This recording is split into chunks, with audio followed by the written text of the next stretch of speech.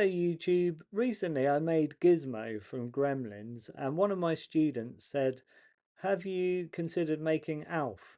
And at that moment I hadn't considered it, but because I was using fur and things when I was making Gizmo, I thought ALF would be a really cool one to make actually. If you're not aware of ALF, it's this character here. He basically had his own kind of sitcom, and ALF stands for Alien Life Form. I always loved him because he has that sort of Muppet look about him, where he's got that real kind of Jim Henson style to the costume. What you're looking at on your screen are a whole load of screenshots that I've taken myself off the internet. And these are just kind of typical poses of Alf. This is the sort of thing that I do when I'm just about to do a sculpt. I take a load of images that I like, maybe from various angles, different poses, and then I just kind of put them all together like this in a jumble. This is all the images that I'm going to use for making this Alf character. Right, let's get started. Some of you would obviously have visited this channel before, and you'll see this is how I normally start, with a wire armature. These particular wire armatures I had already because I took them to Makers Central. They're some kind of leftover ones that I just had. But basically I make a couple of holes in a block of wood, feed some aluminium wire into the holes, stick it in with super glue, and then I just twist this aluminium wire to form like a body and a couple of arms, couple of legs and a head. It's really quick to do. That's just 2mm aluminium wire. Then I just cover it all with aluminium foil, squash it all on. That gives me this kind of rough figure shape. Obviously I can now adjust this, like I can make the body a bit longer if I need to for Alf, because his legs are a bit shorter. And that's basically what I did. Just made it a bit more solid. You can see I've squashed a lot more aluminium foil onto his head, just to give me that sort of long nose kind of effect. And this is all very rough at this stage, really quick to do. As usual, I'm going to be using Milliput for all the sculpting on this particular build. So if you haven't used Milliput before, it looks like this. It's a two-part putty. You mix the two parts together in equal amounts and it sets rock hard at room temperature in about 4 hours. Now I was in two minds with this sculpt, whether to actually kind of sculpt the fur using Milliput and give it a whole load of texture, or just use the Milliput really loosely like I have here, not worry about any of the kind of marks and things that are in it because I'm going to cover it with fur. This is a much quicker way of working. Obviously I have made things in the past where I've put all the fur texture in using Milliput. You can do it. I did Bonnie the Rabbit like that, for example, from Five Nights at Freddy's. But you can see here the face I will be putting some detail into. I'm not going to put fur on the face, I'm just going to paint it. So things like those ridges and things I've sculpted in, and the nostrils. But you can see I've just started, doing a bit of detailing on that sort of nose area. I have people asking me, like, are you not worried about Milliput? You're not worried about it drying on you while you're working with it? But you don't have to worry at all because it takes 4 hours to set rock hard. It means you can do a whole kind of area, like I did the whole of his nose and, worked on some of the body. And then by the time that had dried, I was then able to start adding things like this, the eyebrow ridges and that whole kind of, the cheeks and that sort of thing. And then the lower jaw, I've added a couple of holes in there ready for some teeth. And then those kinds of bumps at the sides of his face as well. So it's all coming on really well. But yeah, you don't need to panic about it. 4 hours is quite a long time, long enough to get quite a lot of sculpting done. Okay, you can see the next stage here was to add a couple of ears. I actually made those separately on a bit of aluminium foil just on the floor, and then when they dried I stuck them onto the head using some more Milliput. And you can see here I've added a tongue into his mouth. Haven't put his teeth in yet, but I will. Then with the hands, what I did is drill some holes, just using a little drill vise, and then I've put some more aluminium wire in. This is the drill vise here, look. They're really handy, these things, just for making these little holes. Push the wire in, again, stick it in with super glue, and then they'll be set in place. This is the sort of super glue that I buy. Don't bother, if you're going to get into this, don't bother buying the tiny little tubes of super glue because they just get used up instantly. buy a decent bottle like I just showed you. The aluminium wire just goes in like this, and you can snip it off to get the right sort of length for each finger. Here you go. These are the wire cutters that I use. Obviously, if you're in any doubt as to how long you need your fingers to be, make them longer than you think at first. You can always trim them down a little bit later. Next, I bent the fingers just to give an idea of where the finger joints are going to be and a rough idea of the position of the hands overall. What you basically do next is make a sausage to become each finger and each thumb, and then you just feed it up onto the wire and then just kind of smooth it in on the hand, and it gives this sort of effect. Really basic, but that's all you need. He has basic kind of cartoon like hands. They're very stocky. There's no real obvious detail to them, so this sort of thing works really well. With his feet as well, I've given him these toes, and I've added those kind of claws onto each toe over the top. Again, the fur will go in around each toe and around the claw, and it'll kind of soften everything in at the end. You can make teeth in lots of different ways, but in this case, because I had the holes there ready, I just pushed some milliput down into the holes and then just kind of sculpted them to get them to be the right kind of shape of teeth that I wanted.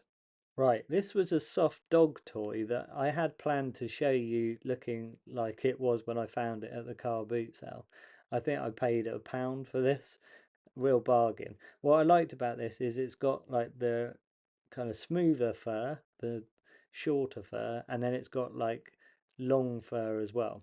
And if you think back to those images of Alf that I showed you at the beginning, he has some very long hair on the top of his head.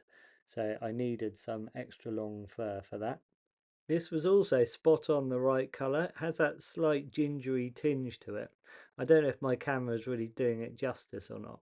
Right, you can see I've covered a lot of his body with the fur, added the long fur on the top. There's still some softening in and things to do, but this gives me that nice kind of sweep of hair across the top. You can see as well, obviously, I've painted his face, I've painted his hands, and I've painted the claws on his feet. I used a mix of yellow ochre, a little bit of cadmium red, not very much, and a tiny bit of titanium white as well. I'm using System 3 acrylic paints for all of the painting stages on this, apart from I do some airbrushing later, and I use Liquitex inks for that, acrylic inks. Yeah, the fur is pretty straightforward to do, really. You just are cutting it into little patches. You don't want the patches to be really kind of square edged or anything like that. You want kind of rough edges, and then you stick one patch on using super glue, let it dry, and then you cut out another patch. And as long as that's got a rough edge as well, they kind of, merge in with each other. As long as the fur is going in the right direction on Alf's body, it should work. So you want it to be going sort of like down the arms, and you can see they're sweeping across the head kind of thing, and going down at the back of the head and down his back. Then it should work and it should all kind of look realistic. If I end up with any kind of little patches and things at the end, I can always just take kind of individual tufts and super glue them on. Okay, you can see I just rolled a couple of balls and stuck those on for his eyes as a sort of starting point. For the hands, I was cutting tufts like this, really quite long tufts of fur, and I've super glued, literally just put some super glue onto his hand, and then I just shove a whole kind of tuft like that of fur onto his hand. I've done that over and over again until I've covered the whole hand. You can see he looks mad at the moment because all of the fur is really, really long. But then I just use a scalpel and I just carefully go around and just chop little tufts off to get it shorter so that it shows up the shape of his fingers again. Right, after I trimmed all his fingers, I was really pleased with how he was looking, but I thought I really want to get on and do some airbrushing because I knew the airbrushing could potentially be really quite quick, but also really effective. So I got this big sheet out. This is what I do when I'm airbrushing to protect my living room floor. and I just mixed a dark brown, just simply using brown liquid acrylic ink and black, just a tiny bit of black to darken it. This is my compressor, by the way. I bought this when I was at art college years and years ago. It's done me really well, and I use various airbrushes, but this is just a really cheapo basic airbrush. And all I've done is go in and I've just sprayed, like say, between his fingers, just a little bit of dark, just to kind of make his fingers show up more. I've done the stripes on his face. I've done, dark under his arms. I also did his eyebrows really dark as well and painted the base. Here I thought I'd put it against a white cardboard sheet so you can see him without the wood colour in the background, because the wood colour was quite a similar colour to his actual fur, so he was getting lost in it a little bit. This makes him show up more. Obviously, I painted his teeth white as well. So this is how he's turned out. I'm really pleased with him. I could, like I say, there's a bit of refining that I might end up doing in the future. Like I could, for example, soften in some of the stripes on his face a little bit. Like if I made a more sort of yellow ochre colour again, and then I just lightly kind of sprayed a bit over the top. But it looks actually better in real life than it does on this screen, believe it or not. So I'm more happy with how he looks in real life, and he looks great in my kind of creature room with all my other movie creatures. You can see here that I've done a bit more airbrushing like underneath the arms and things just to soften it in. And yeah, really chuffed with how he looks. He looks like Alf. That's how I kind of picture Alf in my head when I think of him. There was a part of me that thought about adding some kind of flocked fur on his nose area and his face area, but again, it's something I might end up doing in the future. But for now, I'm chuffed with how he is. Let me know in the comments what you think of him, and yeah, hit subscribe to see any videos that I post up in the future. Check out my other videos of movie creatures if you haven't already. There's a lot now. There's a load of really, really kind of well-known creatures, like E.T. and um, Gremlins and Gizmo and that kind of thing. And then, there are some more kind of obscure creatures, things that you might not necessarily have seen.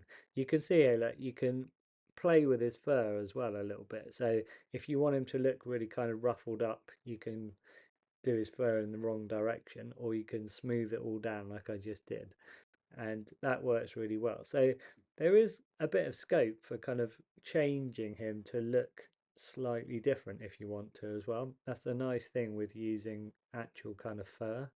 By the way, as well as the old ALF TV series, there's also a movie which I don't know if you knew about it or not, but it's called Project ALF. And I noticed you can watch it for free on YouTube, so check that out if you get a chance. Okay, hit subscribe if you want to see anything that I post up in the future. Thanks for watching, and I'll catch you in the next video.